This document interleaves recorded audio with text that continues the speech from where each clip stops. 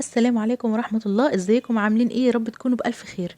ساعات كلنا بنحب نعمل تورته في البيت، ولكن بنحتار في الديزاين او التصميم اللي احنا هنعمله فيه، خصوصا لو كانت تورته كريمه، لان احنا واخدين على ان تورته الكريمه لازم يكون فيها فاكهه من فوق الوش، او صوصات، او دريب شوكولاته الى اخره. فانا قلت النهارده هعمل تصميم جديد معاكم، ويا رب تقدروا تستفيدوا منه اي حاجه. تعالوا نبدأ مع بعض. ده الاسبونج، انا خبزته في صينية مقاس 16، ربع كيلو من الاسبونج الجاهز طبعا. انا ما بشتغلش بالاسبونج البيتي الا في اضيق الحدود، وده انا هبقى اقول لكم بعد كده مساوئ الاسبونج البيتي ايه. إيه اللي حصلت معايا. كده قطعتها انا بمنشار التقطيع، منشار تقطيع الكيك، جابت معايا 5 ديسكات حلوين قوي قوي قوي. هنضرب بقى السكر مع اللبن الحليب الأول، حوالي نص كوباية من السكر، معاهم كوبايتين من اللبن الحليب الساقع. وطبعا زي ما احنا متعودين ان بما ان احنا في الصيف، فهنضرب الكريمة في الحمام التلج اللي احنا عاملينه ليها ده، هنتلج الكريمة واحنا بنضربها. بعد كده هننزل بالكريم شانتيه الخام، نزلت بكوبايه ونص من الكريم شانتيه الخام. انا على فكره مستخدمه نوع اسمه فيينا، على فكره حلو قوي يا جماعه والله. يعني انا لقيت المتحده ريتشي سعرها بصراحه مبالغ فيه قوي، فجبت فيينا. بس بصراحه طعمها جميل، مش بتمرر. بعد لما تضربيها كده وتدوقيها تلاقيها مش ممرره، ما فيهاش طعم مراره كده ولا اي حاجه. لا، حلوه جدا جدا، وخصوصا لما تيجي تضربيها كمان باللبن الحليب، بيغني طعمها كده ويخلي طعمها غني ولذيذ.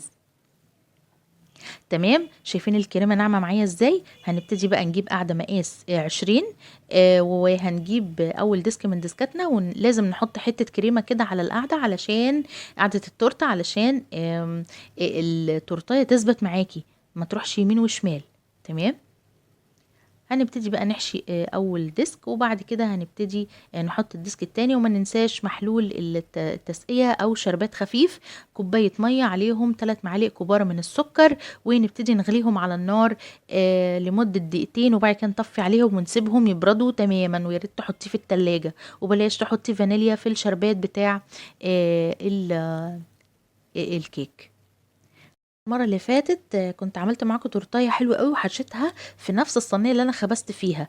ولكن لو انت بقى مستعجلة وعايزة تخلصي اوام اوام، انا النهاردة بعمل لك الطريقة دي، وبقول لك انا بحشي ازاي. انا بقى على طول من غير ما احشي في الصينية بقى وادخلها التلاجة شوية، لا انا هشتغل على طول، لان ضربت كمية الكريمة كلها مرة واحدة. وبما ان الطريقة اللي انا بعمل بيها دي اللي هي طريقة التلج، بتخلي الكريمة ثابتة معايا حوالي نص ساعة او اكتر، فانت بتكوني خلاص حشيتي. الحشو ما بياخدش اكتر من 5 دقايق او 10 دقايق بالكتير قوي قوي، تكوني حاشيه ومظبطه تورتتك يعني. فالطريقه دي سهله برضو، لذيذه جدا جدا. مليت الاجناب الاول كده والفراغات باجزاء من الكريم شانتيه، وبعد كده حشيت الكريم شانتيه في الكيس.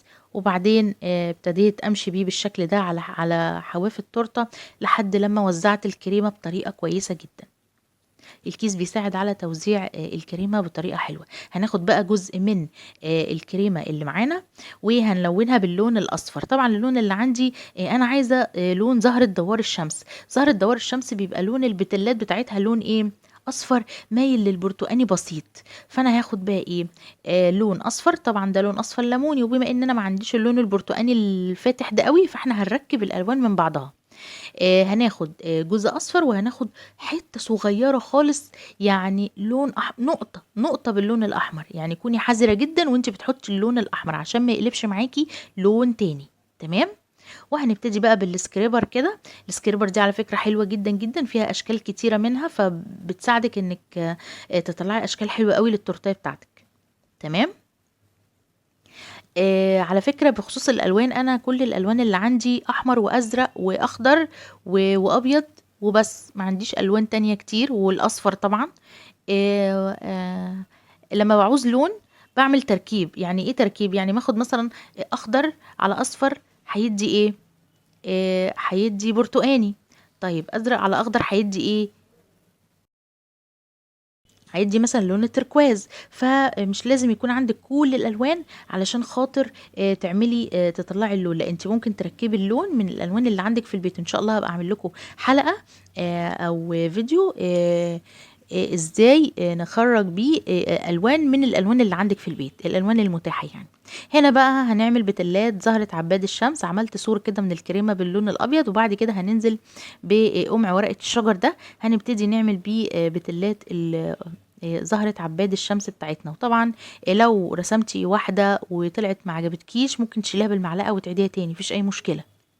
يعني تزيين بسيط لتورتاية بسيطة جدا جدا ممكن نعملها. وطبعا زي ما انتوا عارفين ان الشغل بالكريمة في الصيف رغم كل اللي احنا بنعمله مش احسن حاجة، وبيبقى صعب وبيحتاج ان انت تشتغلي بسرعة بسرعة، ما تتلكعيش بقى من هنا ومن هنا علشان تقدري تنجزي. دي شوية شوكولاتة فرماسيل، انا هحطها كده في النص علشان تبقى على شكل قلب الوردة بتاعتنا. حطي بقى شويه حلوين كده، وحاولي انها ما تجيش على الاوراق زي ما انا عملت كده. طيب هنجيب بقى جزء من اللون الاخضر من الكريمه، لونته باللون اخضر جل، وابتديت اعمل بيه فرع من ورق الكريمه كده، على اساس ان دي ورقه دوار الشمس. تمام، دي الاوراق الخضراء بقى بتاعته. ابتدينا بقى ارسم بالكيس كده، كيس عادي جدا، كيس حلواني. انا فتحته كده فتحه صغيره، وابتديت ارسم بيه شكل الورده بشكل كده يعني ايه، عشوائي خالص كده، او مش عشوائي يعني هو نبات. فانتي بترسمي نبات مش محتاجه ولا مسطره ولا يعني مقاسات، فانتي بترسمي نبات. ودي احلى حاجه في شغل التورت لما بتعمليها بالنبات، او ترسمي عليها رسمه نبات او اي حاجه. فهنجيب بقى الجزء اللي زي ده ورقة فاكيوم عادي خالص. انا جبتها علشان اساوي بيها بس اطراف ورقة الشجر بتاعتي كده، لان طبعا مش هينفع استخدم السكريبر نهائي، لانها تبقى صعبة جدا جدا. انا عايزة بس نساوي الورق كده بطريقة بسيطة. وبعد كده في جزء بقى انا نسيته، فهو بالخلة هنبتدي نعمل كده عروق ورقة الشجر بالخلة كده، هتمشيها يمين وشمال هتعمل معاكي نفس المنظر ده. لو وصلتي معايا لحد هنا عجبك الفيديو ما تبخليش عليا باللايك، ونوريني بالاشتراك في القناة علشان يوصلك كل جديد، وياريت تقوليلي رأيك ايه في الكومنت. شكرا للمشاهدة.